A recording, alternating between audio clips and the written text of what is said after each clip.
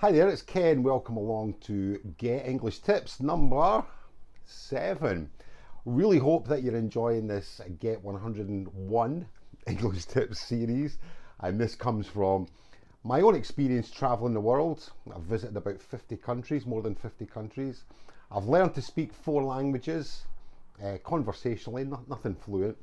But importantly, I've also taught more than 7,000 students in classrooms all over the world and also online.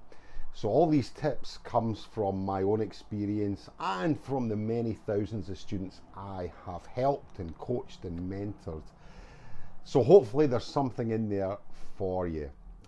Now just remember that, like anything learning, there's not a one size fits all. Some people will respond to other things, some people will respond to this, and everyone's different. And so hopefully there might be something that you pick up or that triggers something in your own mind. I should be doing this. And this number 7 is quite appropriate for that. And something I have been guilty of in the past, and certainly a lot of students, and so many students don't do it. And what it is, they don't practice the 4 core skills. They practice what they are good at more than what they are not good at, because it's easier and they feel like they are doing okay. So the 4 core skills, if you don't know, they are reading, writing, speaking and listening. Always important to practice these 4 core skills. Each one is just as important as the other to really, really get to know English. So don't try and focus on one area. They all need to be worked on for you to improve. I'm always remember this the English meme, and it's focusing on the 4 core skills. Everyone's good at listening. Less people are good at reading. Even less people are good at writing, and trying to speak is where everybody falls down. And it's understandable because maybe there's nobody there for you to practice with. So hopefully you might find something along this English Tips series that will help you with, speaking English and practicing your English. So it's always important to practice the 4 skills. As I mentioned, I find that some students will focus on the things that they are good at and the things they are comfortable with. Basically because it's easy. But remember, when you're learning, you have to work all the language muscles, if you like, and all the language, the practice that you need to be doing to become competent in all aspects of English.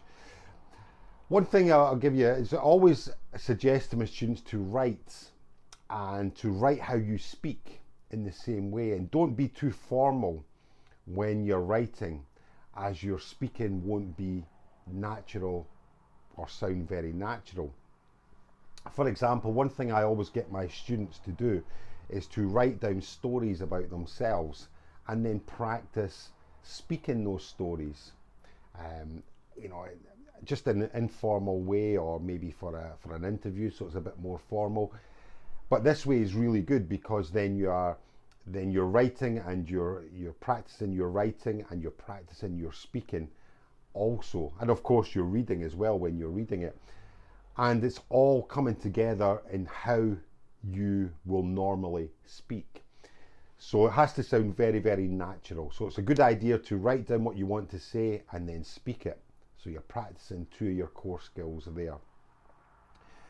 So when you're reading also, it's really important to, when you're reading either a novel or a newspaper or an article, it's really important not just to read with your eyes, but to speak aloud when you're reading. And this will, if you do this, obviously going to help with your reading and your speaking, but it's also going to help with your listening skills and pronunciation too. So that's just a little extra tip for you. When you're reading, is speak when you read. Very important. Gives your speaking muscle some practice also. All the 4 core skills are all linked together. So give time to each skill to get an all-round improvement in your English language. You know what? I always kind of link English learning to things like sports, because it's essentially the same. You're doing, you know, it's the same kind of ethos, the same thing that you're practicing. You're practicing to improve, right? And it's the same kind of mentality that it takes. So always remember the football player Cristiano Ronaldo, and in an interview he said that he knew the things that he had to improve would make him a better footballer. So he would practice his weaknesses, you know. It wasn't easy to practice the weaknesses, and most of the time in the beginning he said it wasn't very enjoyable, because, as I mentioned before, most people do the things that they enjoy. But when he practiced and he felt himself improve, he began to enjoy himself and things became much easier. So I feel that this is the same as learning in English. You see the things that you need to improve, and you practice them. You know, some of my students, they might say, "Teacher Ken, can we play a game, teacher? Oh, teacher, it's too difficult." And this is when I have to work with them and be patient and get them to understand that, you know, if they really want to speak or to write or generally be better in English, they have to work that little bit harder, especially on the things that they need to improve on. It's not always fun and games, you know. Sometimes we just have to do the things that make us feel uncomfortable. I always remember the phrase, the best things are on the other side of your difficulty. Once you overcome the difficulty and you overcome the fear, the best things are on the other side of that. So always remember that, yeah? No pain, no gain.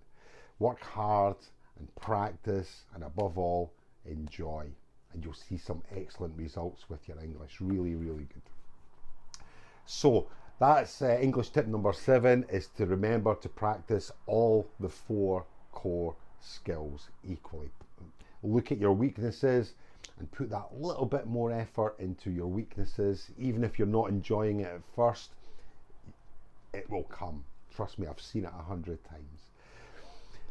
So hopefully you enjoyed that. Hopefully it's a little reminder for you. If you've already created your free account for Get English Tips, you'll see down below the link into the Get English Tips community. Dive in and hopefully you'll find other English learners. If you haven't set up your free account yet, by all means there'll be a link here as well that you can join, absolutely free. And obviously Get English Tips is free, so if you have friends or family that are looking to improve their English, let them know about this, get them to join up, get them to subscribe, and hopefully they'll thank you for it and they will improve also. And if you have time, if you have want to spread the love, there's a little link there as well. If you want to buy me a coffee, my morning fuel, Get English Tips is totally free. I only work off donations for here, so if you want to buy me a coffee, fantastic, thank you very much, I would love it. So there we go, Get English Tips number 7. Look forward to seeing you in the next Get English Tips in a couple of days, and if you've got any questions, please let me know. My name's Ken. Bye for now.